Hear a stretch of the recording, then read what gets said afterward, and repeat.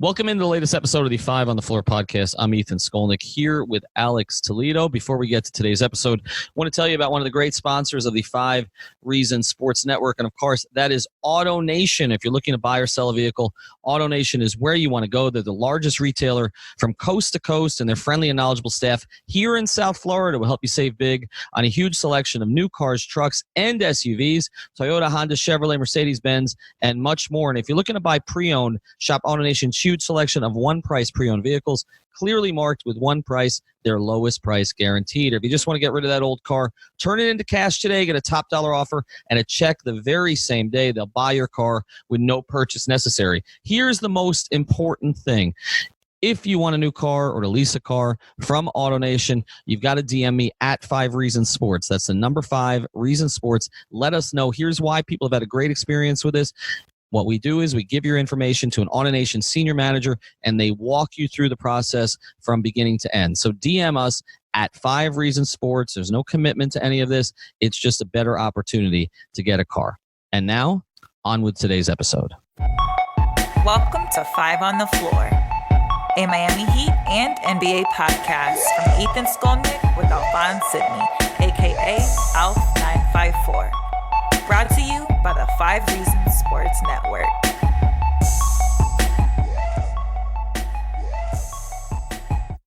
All right, Ethan Skolnick here, and today I'm here with Alex Toledo, no Alphonse Sidney. I was up at training camp for day 4, one more day, coming up on Saturday, and then the scrimmage, the red, white, and pink scrimmage, which is coming up on Sunday at 4 o'clock at the arena. And some things went on today. Kelly Olynyk got some shots up after practice. That was interesting to watch. He looks like he's moving pretty well. Still no James Johnson. A lot of talk, obviously, about Justice Winslow as there's been all camp. But we're going to focus today on Jimmy Butler and on a couple of comments that he made. And we're going to play the first of those comments now. And this was about Joel Embiid. And after that, Alex and I will react to it.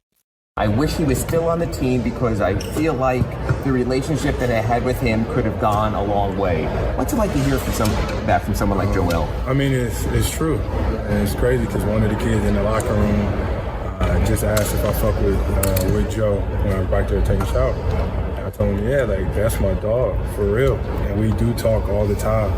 And even whenever I was traded here, I told him, continue to dominate, continue to prove why you're the best player in this effing league.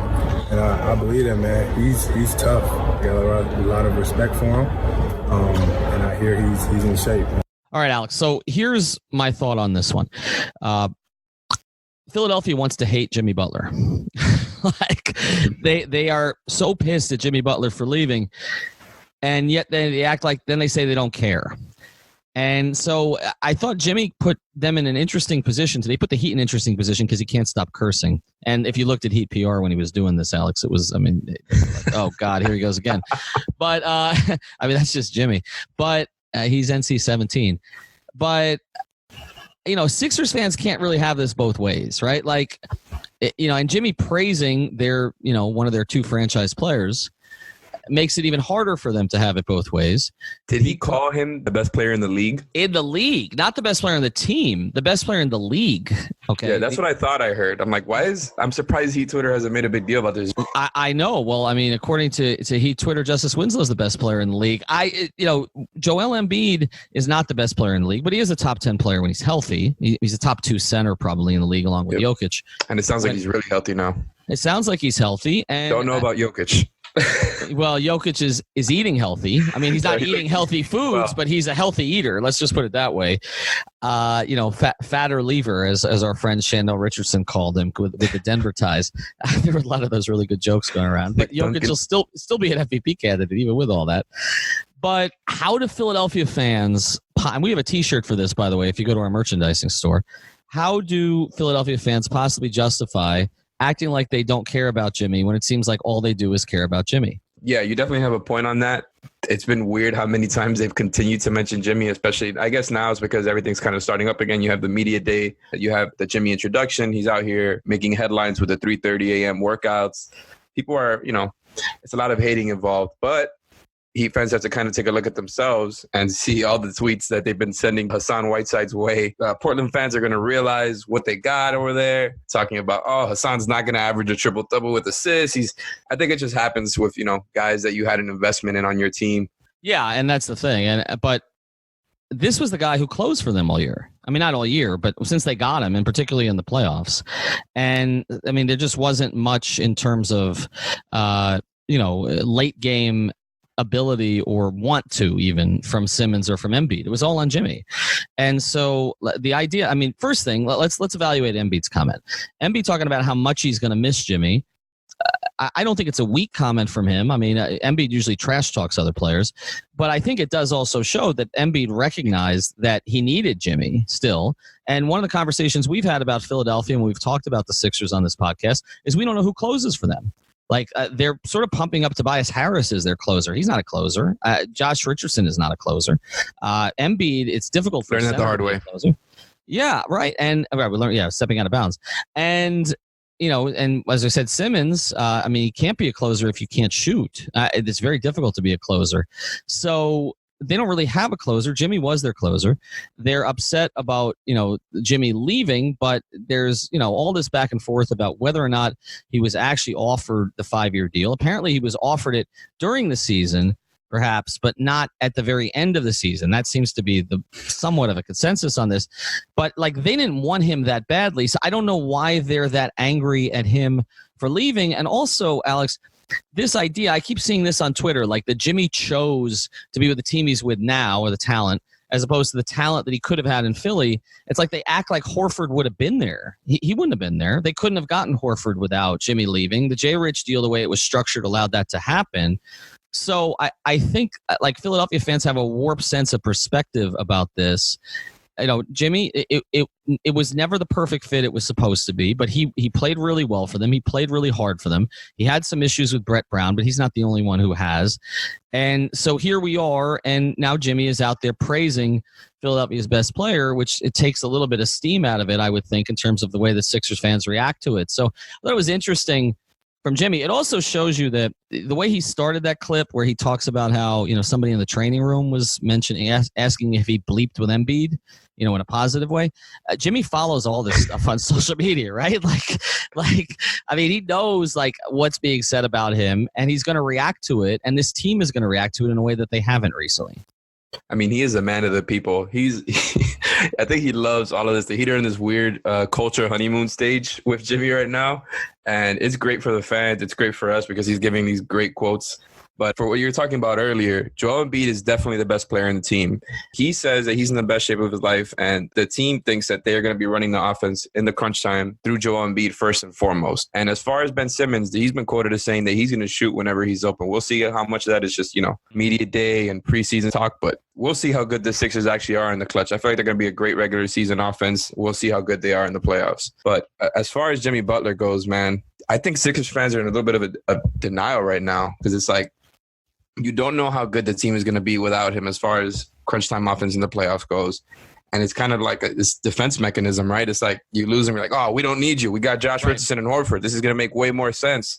So there's some logic behind it, but I think there's more emotion than logic for sure. Right. So why can't they be happy about that? Like, if they're so happy about the team they put together, just let Jimmy go. Let that emotion But then by the same logic, although I wouldn't say that the Heat fans it hasn't been to the same degree as what's been happening with Philly and Jimmy, but we've been kind of doing the same thing with Hassan. It's like every time that his name comes up in a tweet, people are kind of bitter about it. It's like, what's the point, right? Because Portland he's going to put up numbers for Portland before Nurkic comes back. Mm-hmm. He's going to be, that's a good guy to have as a backup center when Nurkic does come back. He's off the team. You got a shooting big in return. Things are looking up for the Heat. What's the point? Right. What's the point? The other thing about it is, the Heat didn't want him. So why is right? The team has basically told me, various members of the team have told me that, it's worth several wins, just to have Hassan's attitude off the roster. Like at camp today. Okay. And I got a chance to talk briefly on the side to, a couple of, 3 or 4 of the executives, including Pat, actually. And, there's just, I actually remarked to Riley that, this seems like a very positive, happy camp. And he didn't deny that. Now, he didn't say anything about Hassan. We didn't talk about that specifically. And I don't think he meant that. And I didn't mean it. But I'm just saying in general, it has been a very upbeat camp that they've had, and it does seem like these pieces fit. We have to see when they go through their first bad stretch, because that's when you really find out about a team. But Eric's smiling a lot more. Pat is walking around talking to all these players individually. He spent some time with Justice alone today. He spent some time with Jimmy alone the other day. He's making the rounds. It feels like they have their team back. And with Hassan here, that was going to be very difficult to do and allow other players like Bam to flourish. And so, Heat fans need to get over the Hassan thing. He's going to say stupid things. I mean, he keeps talking about this being the most talented team he's ever played on. Perhaps that's true. I mean, the top, we talked about this, the top two guys, actually I talked about it with Christian on the pod. The top two guys probably better on Portland than anybody because Dwayne wasn't in his prime and Bosh was out, than anybody that the Heat had in the playoff run in 15-16. The Heat had better depth, I think, than this Portland team has. But, he keeps talking about his shooters that he has.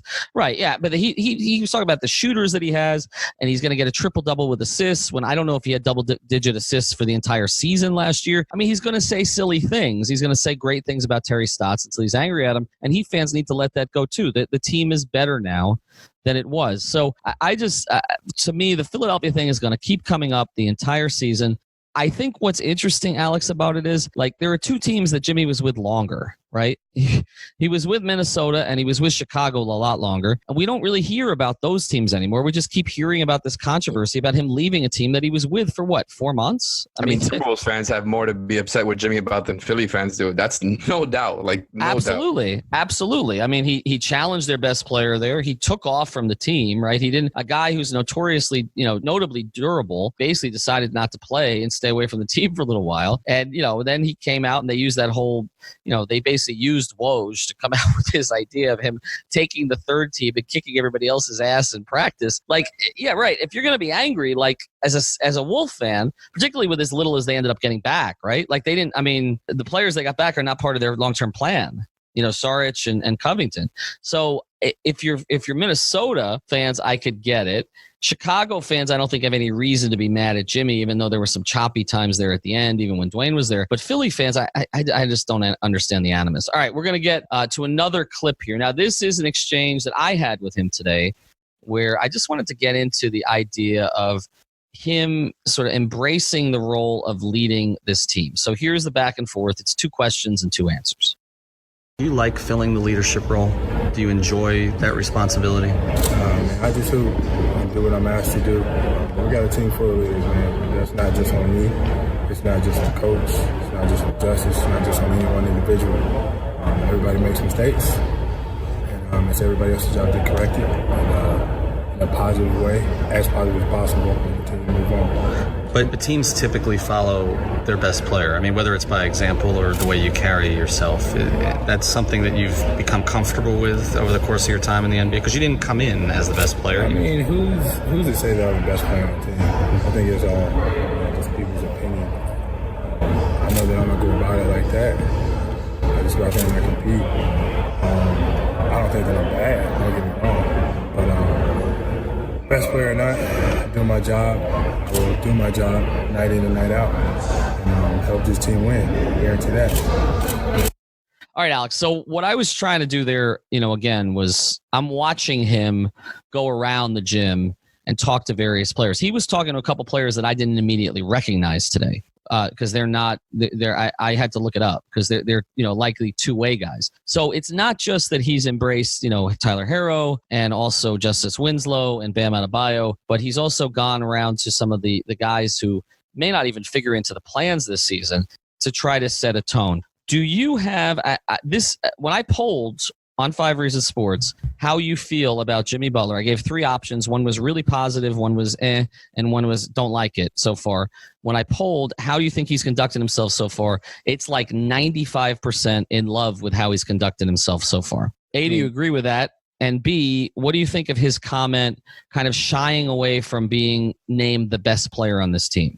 I mean, that was incredible. I read that and I couldn't believe that he said that. It's so it's incredible how good he's doing right now with this, like I said, the Heat culture honeymoon. It's insane. He's going to levels that I didn't think he would go to. I wasn't sure how much of it he was going to embrace. But now he's over here saying, are you sure I'm the best player on the team? That is unbelievable to me because it's obviously not even close when it comes to this team. But like I said, you love to see it, right?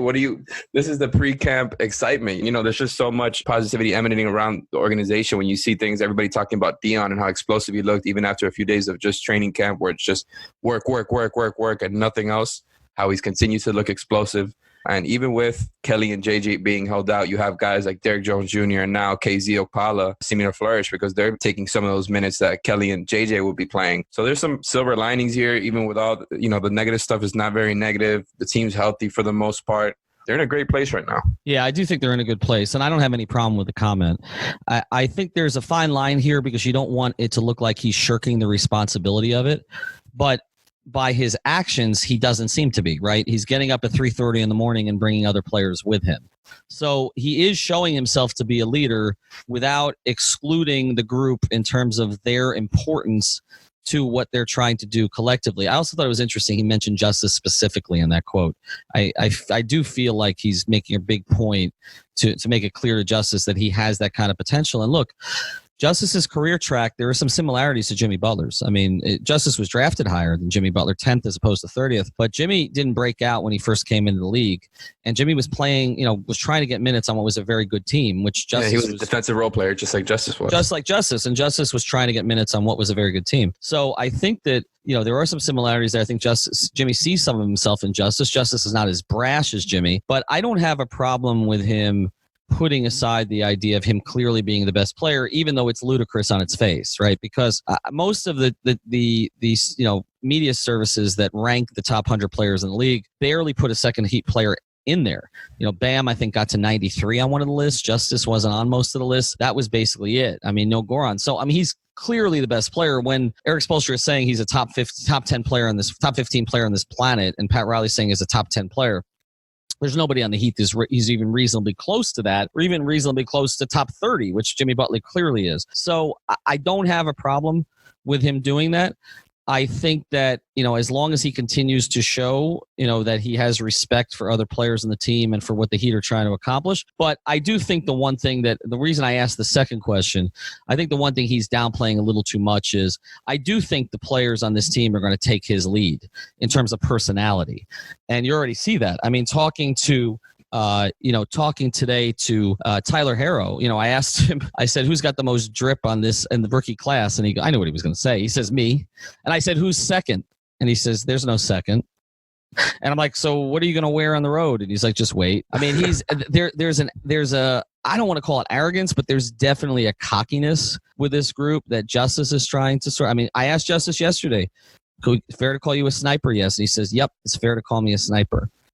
This is just the right balance we've had from recent Heat teams, and they're going to take that lead from Jimmy. I mean, even today, Alex, I was watching. They were doing some drills at the end, and it wasn't even like serious. And Jimmy's arguing with the two. It's not in a negative way, but he's like arguing with Chris Quinn and one of the other assistants. Because he wanted the ball in a certain spot and wanted the drill to go a certain way. And he wasn't being disruptive. They were laughing, but he was challenging. And I think this is going to be a team that challenges everything, and so they are going to take his personality. I mean, it's fantastic, man. It's like a balance of personalities between, cocky and aggressive, but also with respect to other teammates. It's like, we're going to be cocky and aggressive together. And, right. That's exactly what you want to see if you're a fan. I know I've been saying that a lot, but, they've continued this theme over here throughout training camp. Yeah, it's there's a little bit of us against the world, but it's different than the Big Three era, because the Big Three era, everybody cared about them. There's no expectations here. There's no expectations. Right. At least relative to the Big Three. Right. Well, you don't have anybody saying they're going to win 72 games, right? Most people don't have them in the top 4 in the East. So now there's been a little bit more buzz on that lately with Zach Lowe and others kind of putting them up there. But for the most part, we hadn't been hearing that. So, and I think their win total on most of the Vegas sites, including BetDSI, use the promo code 5101. Most of those, they have them about 43 wins, and the money's evenly distributed back and forth. So but I think they are going to take his personality. They are going to follow his lead. If he buys in completely, they will buy in completely. It's not an accident that Dion Waiters has kind of attached himself to him, or that the young guys have, or that Myers Leonard has showed up with him and tweeted it out. They've all been very aggressive on social media about this stuff. Like, they want to be out there, and that's very, very Jimmy. And, the final thing I want to say on this, and then we're going to get to one of the interviews that we did, so Jimmy's the last guy to come out. So Heat fans should get used to that. He goes to the training room afterwards. It's going to drive reporters crazy. I mean, LeBron was always late, but this is going to be really bad. Jimmy has some Carmelo in him that way, which if you talk to the Knicks writers about that someday. But he did come out ultimately and did talk to the media and, gave us about, 7 or 8 minutes. And then he went outside the door and there were all these students from KZ University. And I posted that video on at Ethan J. Skolnick on Twitter and also at EJ Skolnick on Instagram. And I mean, you could just see the way that they all react to him and the way he reacts back. And he was mobbed and he loved it. And that's the other thing. I think this team is going to be more comfortable kind of being out there in the public than maybe even the Big Three team was, because that Big Three team had to be a little bit insular because of how much heat they were, no pun intended, were taking from everybody else. So I do think, I just think they're going to be fun, and I think that he's the one who's going to lead that, and he is the best player. So he can challenge me back on that question, and I didn't mind that at all. I thought it was a good answer. But the reality is, he's the leader, he's the best player. People are going to take their cues from him. Oh, no doubt. It's great to see, man. Well, I mean, it's out here with the kids. They need a little bit of personality. So that's the big thing. All right, what interviewer we have here for people? We did a bunch of interviews on Media Day. You got Derrick Jones Jr. All right, can we hear it? I want to apologize to people, by the way, because this is not Alex's fault, and it's not Alf's fault really either. But we understand that the sound quality has not been great on some of these interviews. We had a technical glitch on Media Day, and you've basically been spending 85 hours over the past week trying to fix it. I've turned into a mad scientist editing audio for it to sound it's bad to slightly less bad. Right. Well, there's one that you couldn't do anything with, which is my interview with Justice Winslow, which was a fantastic interview, but you'll never hear it because for some reason I was using my iPhone and I had my hand over the mic. So you can hear my hand, but that's about all you can hear. But anyway, thanks for joining us. Scrimmage on Sunday. We will have live coverage from the arena, the three of us. All right, there are a lot of events in South Florida that you got to go to. But if you can only pick one. Yeah, come on now. This is the one. I'm with Jason Jackson. You know him as the Jack Show. It's the third year of this event. I don't want to disparage the guys that you roasted before. Shouldn't. But there's 1-3. Yeah. So what do you got going on? Jack Celebrity Roast Volume 3, 4-3. Like, this was always in the making, all the way back to when we started in 2016 with Irie first and then Jason Taylor. But on October 12th at One Hotel, South Beach, we were roasting Dwayne Wade. We've got Chris Spencer, Razor Davis, Jimmy Butler on the podium, as well as Udonis Haslem. I'm giving you a breaking story. It's not fully confirmed, but we'll all be together on October 12th. Everybody can get tickets at jackscelebrityroast.com. Do not bring your mother, your faith healer, or your kids. Sounds like a plan. So where do they go again? Where do they get it? jackscelebrityroast.com. Buy your tickets now. There aren't many left. All right. We made a decision here. The Derrick Jones Jr. interview was really good, but the audio on it was a real struggle. So this one is slightly better. Again, they'll be better in the future. This is KZ Okpala, the rookie second-round pick for the Miami Heat. We spoke to him on Media Day. Ethan Skolnick out here for the Five on the Floor podcast at Miami Heat Media Day with Alphonse Sidney. Closer to Mike. Got an opportunity now to talk to somebody that we are trying to get to know a little bit because he was in a strange situation this offseason, getting drafted by the Miami Heat, but then couldn't be with the team right away. KZ Okpala. Take us through that process a little bit. You get picked, but you get traded. You can't come here right away. Then you can't play in Summer League right away because it was basically the sixth that you were able to actually join the team. What was that like waiting? I mean, my parents always teach me to control things you control. So like the feeling of waiting, it was different. But I've been in situations like that back at college because my freshman year I couldn't play half the season. So it's a similar thing. Just be ready when the name's called. Just control things you control, stuff like that. Okay, so we didn't get to see you in summer league. So what do you think you can bring to the table? Like what are you going to bring to this Heat team this year? Versatility. Defensively, I love guarding perimeter players, and if you can move your feet really well, and you're super tall, like 6'9", 6'10", it's trouble for small guards, 2s, 3s, and 4s. So I think I can definitely guard. And offensively, I think I put the ball on the floor. I don't think anyone can really stand in front of me off my first dribble, my first step, and have good instincts. Well, that's what I noticed when I see your college tape. It seems like you can get to the rim whenever you want to. Yeah. Do you think you can? That's going to translate to the league? For sure. And now it's just learning how to play make and making the right reads from there, and that's what I'm working on. Take us through your summer league again, because I know you were out there in Vegas, but then it didn't feel you were quite up to speed at that point because you had to learn all that stuff to be there. So what did you do? Where did you work out? Who did you work out with? How often were you in the gym here? How well did you get to know your teammates? I think I've got to know my teammates really well, especially after summer league, because I've been here the entire time. So that transition was pretty smooth. And then before that, pre-draft, I was working in LA with I'm a CIA, so I was working with Don McClain. I don't know how I can. Oh, Don McClain. Yeah. Well, Don McClain. I was going to ask you. He was here with the Heat for a little bit. He had a cup of coffee. I think it was like 2000, 2001, something like those lines. Yeah. So what was Don? Because people talk about difficult players to stay in front of you. Obviously, you have athleticism. You can play above the rim. Defensively, you can guard a bunch of different players. But obviously, one of the things that teams are going to try to make you do when you first come in is show that you can shoot the ball from the perimeter. When you had a conference call with us, you sounded pretty confident that that's something that you can do. Where are you in terms of your perimeter shot?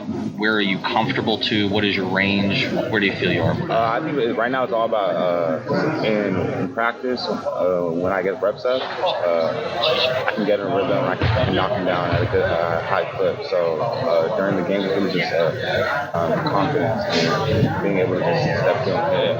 Coaches here have really helped me with my shot. Make some pretty big changes. It may not look like it when I'm shooting it when you look at college, but some good changes, and I think that's helping me keep it more tighter and tighten everything. When you look at this team on paper, losing Hassan Whiteside this summer, it looks like there's going to be a deficiency when it comes to rebounding. With your size, with your length, what do you think you could bring to the table in that regard? For sure, because I can be guarding the three and I can come in and swing and snap something. Yeah. For sure. So I think I can help with that for sure. And defensively, that is obviously that's what this organization has been about pretty much since Pat Riley and Eric Spoelstra came here, and the ability to switch in the modern NBA. So, like I said, with your wingspan and your length, particular positions you're most comfortable guarding? Believe it or not, I think I like guarding perimeter better, like 3, 2, 1. Because I love like moving my feet up top of the perimeter, and I think I'm really good at gauging the defense. If they beat me, I'm really good at using my length to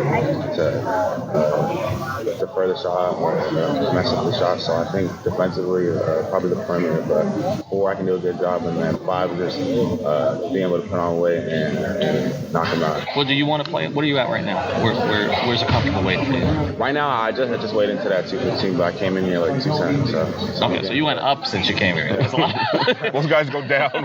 Yeah. But you're putting on muscle. They're trying to have me put on weight. That's good. Okay, a lot of guys, it's the vomiting on the side.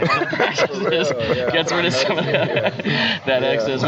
Do you consider yourself? A lot of the stuff I've read about you and kind of what happened at Stanford was that you consider kind of a late bloomer in some ways. And it's interesting because the guy who's coming here as the star, Jimmy Butler, was kind of a late bloomer. He wasn't heavily recruited.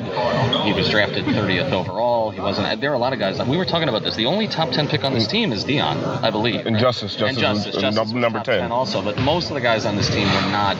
They were second-round picks. They were undrafted, or they were picked late.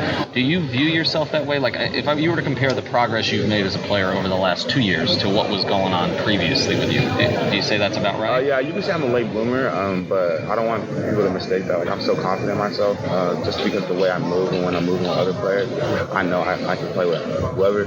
But just for sure, like, really knowing my game and understanding my game and understanding how I can always make a difference on the court and not getting lost on the court, how I always, every time, know exactly what I need to do.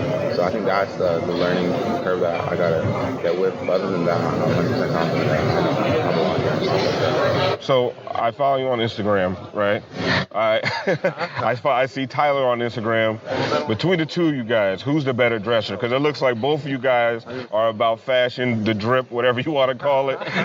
Whose drip is better? Who's more fashionable? I mean, 100% I got to say me, but Tyler got the big spilling. He got big drip for sure, 100%. Yeah. But that suit that he wore on draft night, would you ever wear that? You would wear that? That was real tough. I can't lie. Yeah, his suit was real nice. But a lot of people were hating on that, I think. But I thought that was really tough. That was real nice. So you thought he pulled it off? We weren't quite sure. A lot of people said he was the best dressed there. I think he's for sure up there. Maybe like top 2. Yeah. Tell us something else as fans get to know you a little bit. You got a day to kill. What do you do? Day to kill? Yeah. I'm chilling. I'm like watching Netflix. I'm on my phone a lot. Like what you said earlier, I love clothes. I love finding new pieces. I'm really into like vintage. So clothes, music. I'm extremely into music. Like this mic right here, I feel like I can score something with this. I'm really into music. So stuff like that. Yeah. What are you watching on Netflix lately? Mindhunter, I love, but I watch everything. So if you name like Stranger Things, I've watched. Breaking Bad, I've watched. What's that show? Popular show. Shameless, I've watched. Watch like a lot. If you say something, yeah. You checked out Top Boy yet? Top Boy? Yeah. The album? No, the show on Netflix. Nah, what's that? Like English Gangsters. Nah, I haven't watched that. It's crazy. You watch it. I got you. It's gonna give you a whole different level of slang. Give him your best impersonation. Oh my. They just say fam and bruv a lot. Yeah. That's kind of like Canadian a little bit. Yeah, because it has the Jamaican roots to it. Okay, yeah. Now Chris wants me to ask you because he likes to dig into these things. He likes to create controversy. Okay. What have you seen your 2K rating and what do you think of it? Yeah, I've seen it. Yeah. But I don't play video games like that. Yeah. Good. People tell me like, people say I'm good. I'm good on the game. Yeah. They can work with me for sure. Nice. That's not What part of the rating would you don't know the specific parts of the rating? What you might object to? I haven't seen my 3. I haven't seen it. I just know I think I'm like a 71. Okay, coming in the league. That's not bad. That's not bad. I don't care at all. Do you play any video games? No, not really. No. So you're not going to be on FIFA with the rest of these guys? I mean, I'll play, but like I don't really like. They talk a lot of trash, man. Yeah. What do you mean? Like online? With the video games, FIFA and all that. Yeah. Is there a nickname that you want the fans to use down here for you? I mean, people at Stanford, people call me Coop. Like my coaches, like everyone calls me Coop. It's crazy. K-O-O-K. Because one of my teammates saw it on my Snapchat. I think that's my Snapchat username, something like that. And I made that when I was like in 4th grade, something like that. I mean, that's how Snapchat works. You can't change it. Yeah. So, wait, you were on Snapchat in 4th grade? Snapchat wasn't around when you were in 4th grade. You're not that young. Yeah. You're just that old. Maybe like 5th grade. He's just old, man. Maybe not 4th grade. Like 6th grade. Yeah. But some people call me Schoolboy, but other than that, that's it. So we need T-shirts that say Schoolboy? Is that what we need? Some people call me that, yeah. If you were to come back to Media Day with us in 5 years, and this is where your career is, where do you want it to be? Say that again? Like if we were to talk to you again in 5 years before a season, where's your career going to be at that? The biggest word is established. I want to be established in this league for sure. And that means what? It can mean the sky. It can mean whatever. Are you ready for a Jimmy Butler hazing the rookies training camp? Sure. I've heard all about that. So you gonna go back at him? Say it again. You gonna go back at him a little bit? Because it seems like Tyler goes back at him. In the moment, for sure. Yeah. What's your favorite thing about Miami so far? Probably like the views. Yeah. Yeah. Like I live on Skyrise, so just the view is different for me for sure. And I'm from the LA suburbs, so Orange County. So I don't really be in LA a lot. So I'm not a big city boy and stuff like that. But living in the city is pretty cool. Yeah. All right, KZ Okpala, big things expected this season. 2nd round pick for the Miami Heat. They traded their entire 2nd round draft to get him. 3 picks for you. You can hold that over, guys? They traded 3 picks to get you? Yeah. I need that. Should you have been a 1st round pick? That's history. Yeah. I'm not worried about that at all. Well, the Heat had you rated as a 1st round pick, and so you know they have that confidence in you. Yeah. I prove it. Yeah. Awesome. All right, KZ Okpala, thanks for joining us, and look forward to big things this season. Nice to meet you, bro. Stay off that 2K. Yeah.